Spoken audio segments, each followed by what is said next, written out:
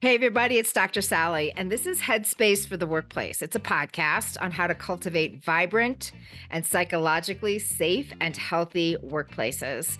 We're going to have a really important conversation today, one that's not usual. And we're going to talk about safer storage of firearms as a suicide prevention method and what the workplace can do to help empower people to do that for themselves and their families.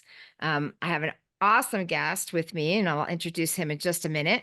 But I wanted to tee this up and the importance of it. So first, I think we can pretty much assume, and we have data to show, that the survival rate for a gunshot suicide is very low. About 10% or lower versus other means of suicide where the survival rate is exceptionally high. Only 4% of people die. So one of the things that we need to do is to think about how to create a gap in time between a suicidal person and a firearm to increase their chances of survival. Now, this comes into place in a really important way when we talk about kids. All right. So about 82% of youth who die by suicide with a firearm got that firearm from a friend or family member.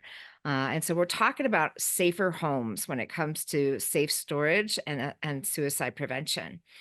So I'm really thrilled to introduce my guest, John Cornelius. Said hi. Hello, everybody.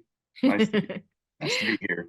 Yes. So John and I met each other at the Construction Working Mind Summit last February in Kansas City. And as soon as I met him, I'm like, oh, I'm taking you on the road because you have so many really important messages to share with our world. And this is one of them.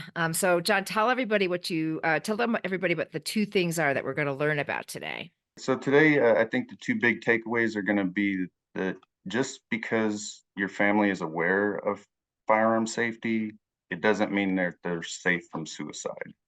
And the second one would be that the workplace can play an important role in preventing firearm suicide deaths. All right, great. Lots of juicy things in there. We're going to get to them in just a second. But first, tell everybody what it is that you do every day, John. So I work on what is called the Firearm Suicide Prevention Grant for FCC Behavioral Health in Southeast Missouri. It's a partnership with Missouri Institute of Mental Health. The grant focuses on bringing suicide prevention education and firearm safety education and training into the public in a couple of different areas: construction and manufacturing job fields, and the faith-based community.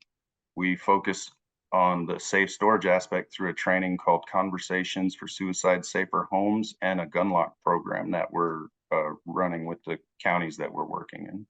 Excellent. And what's something interesting about you that when people learn it about you, they think, wow, that's really neat? Uh, I sing really loud in the car when I'm by myself. It's a one-man karaoke concert. I love it. I dance in the streets in the pre-dawn hours when I'm walking my dogs. There's kind of like a freedom to that where you can just like unleash yourself and nobody really needs to know. And why do you care about this so much? A long time ago, when I was in high school, I lost a friend to firearm suicide. And I never really realized how much that impacted my life until I began this work and, everything that it means to remember the people that we lose and how we help the people that are still here. Yeah. And I also know that you're a veteran. Have you lost other fellow service members? I I was secondarily affected by several suicides during my time in the military. Mm. When I was in Korea, a friend of mine, roommate, died by suicide over there, and another one in Kansas and another one in North Carolina. Mm. And I also know that you're from the Pine Ridge tribal community, which is well known for having way too many suicide deaths. So you come at this from many points of view. Yes, Yeah. it's Well, been around. It's been in y- my life, my whole yeah. life. Yes. And you're a firearm instructor. Talk a little bit about that. A while back, a few years ago, I decided to that I was going to teach the CCW classes here in Missouri. So I went and applied for an NRA sponsored firearm instructor class, T for T. I went and got certified to teach the CCW class here in Missouri. I certified about 20 people with their permits during that time. I've since let it lapse and moved on to other things, but it was something that really taught me a lot. Excellent. Well, we're learning more and more about the importance of the messenger in this work. And someone like you, who's had firearms around them for a long time, is much more effective messenger than someone like me. So I am really grateful that you're leading this effort in Missouri and in the construction industry specifically, which is where I spend a lot of my time. So let's go ahead and unpack that first one. Just because your family is aware of firearm safety doesn't mean that they are safe from suicide. What did you mean by that? Going back to my shooting experience and stuff like that, when I was teaching those classes as a firearms instructor, and I would come home and take my holster off my belt and stick it on top of the piano just because I taught my son not to touch it, to stay away from it, and I thought that's safe.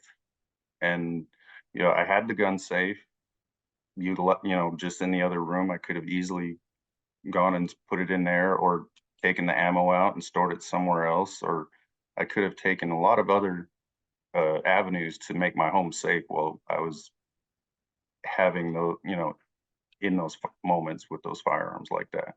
Yeah. And I think that's true for a lot of families. They feel like if, they've taught their family well and safe firearm usage, then they've done their job of keeping the firearm safe in the house. But suicide is a whole different deal. And a lot of times there is an impulsive moment or there's alcohol on board, right? And people are stirred up emotionally and they're having this impulsive moment. And if that firearm is easily accessible, then it can be a very tragic outcome. Versus if we have to take a couple of steps or it's secured in such a way that especially the youth can't get to it, then we can prevent that tragic outcome, right? Absolutely, safe storage is paramount. You said it earlier. We're talking about creating time and distance between a thought and an action, and the more safeties we have, between us and that action, the more time we have to get help. That's right. Or And just life circumstance change. Things right, get resolved, people get sober, like all kinds of things change. absolutely, So I think every time we start to talk about this uh conversation about firearms, people can get really bristly because they're like, "Oh, you're not taking my guns away." But that's not what we're talking about. We're talking about security and safety in the home. So let's talk a little bit about what the workplace can do. So your second tip is the workplace can play an important role in preventing firearm suicide deaths. What's a workplace supposed to do in this space? What can they do?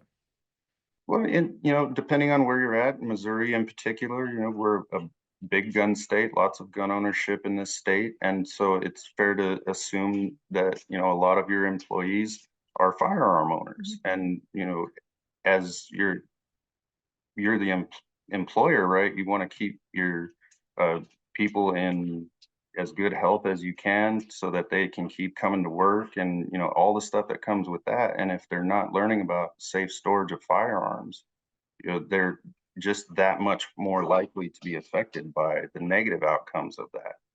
And so hosting things like gun lock distribution days for your employees, having a firearm stand down, creating an environment for the firearm owners to come together and then offer some training while they're, you know, have a pizza party, Yeah. host a training, and educate your employees on, these safe storage methods like gun locks, right? There's so many different kinds of gun locks, gun safes, right? They have keys, biometrics, all kinds of new guns.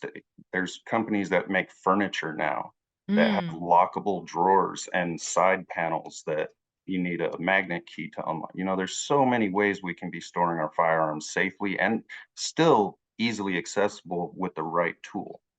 You know Mm, what I mean? yes. Yeah. So And, if you're really, if you're the one setting all the locks and you're also the one who's experiencing suicidal thoughts, it does slow you down, but it doesn't really solve the problem. So there's also, temporary transfer of ownership.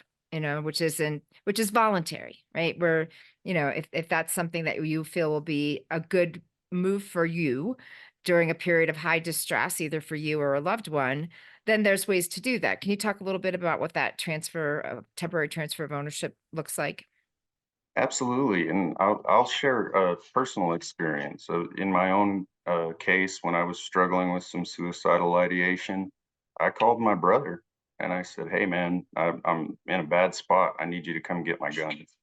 And he came right over. We had a good talk. We talked about how it would look. Hey, you're going to keep it for this.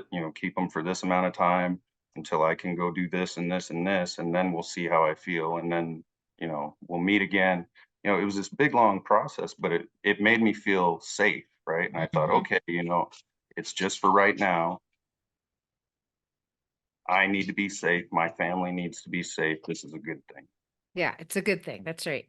And so it could be a friend or family member. In some places, you can take them to storage areas at firing ranges or even law enforcement. It varies by region, by state, but there are places that you can temporarily remove the guns from the home on your own accord. Right. Because that's when it's best, when it's your decision.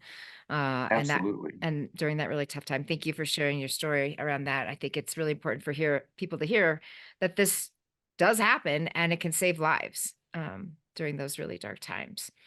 All right. Well, I am going to go back and do a quick recap, and then I'm going to come back to you for final thoughts. So, if you just joined us, I'm here speaking with John Cornelius from Missouri. He is a really influential person in the area of firearm safer storage, especially around suicide prevention.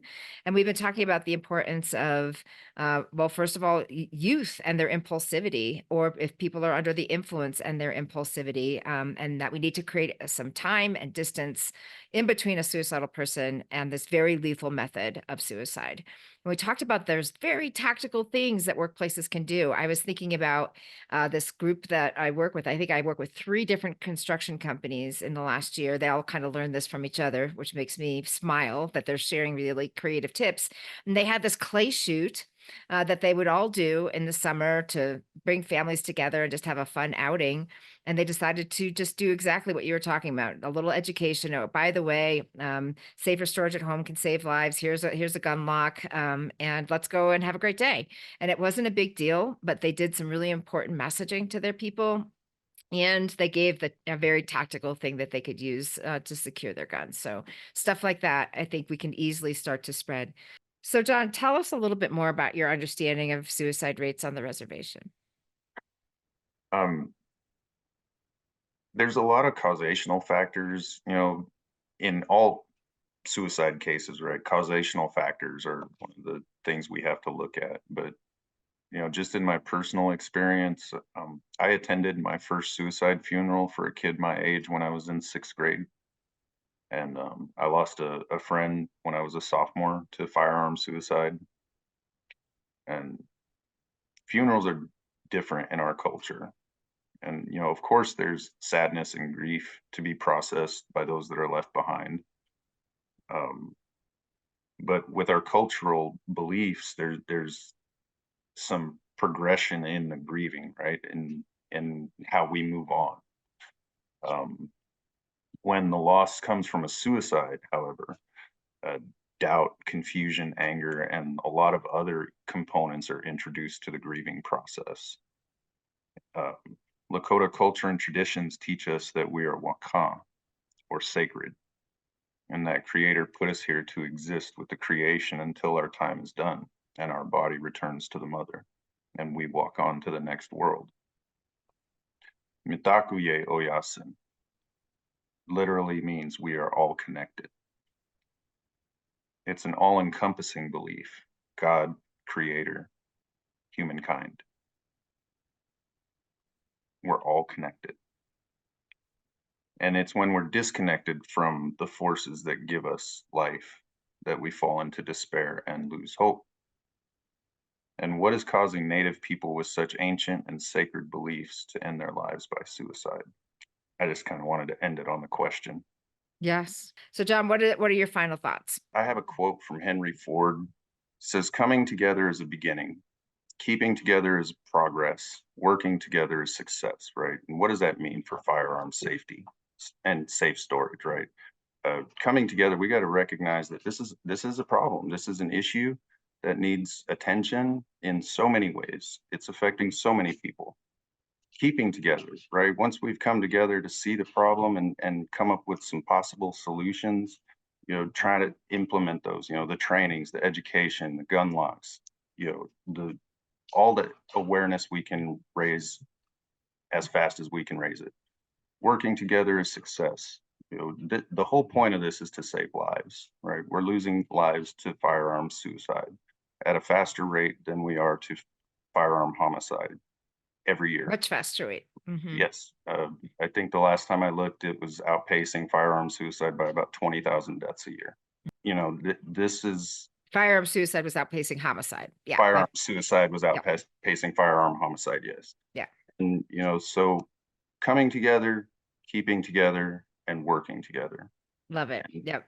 Yes. I think for me, this is like one of the most tangible, tactical things we can do to save lives. And I think everybody should be aware that it makes a big difference. Makes a big difference. So, John, thank you so much. If people want to continue the conversation with you and maybe get the training from you, what's the best way for them to reach you? I can be reached at FCC Behavioral Health. The phone number is 573-686-1200, and you can just ask for me by name.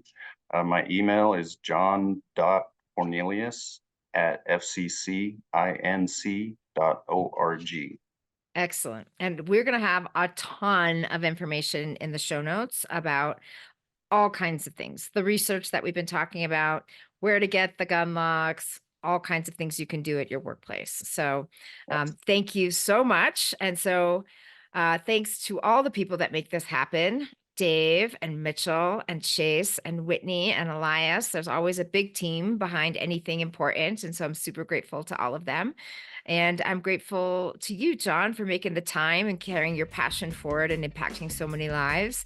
And to all the listeners out there who made this a big part of their day today to tune into this important conversation. So in closing, working minds work well together. There's lots we can learn from each other to improve the well-being of our workplaces. Until we meet again, take care.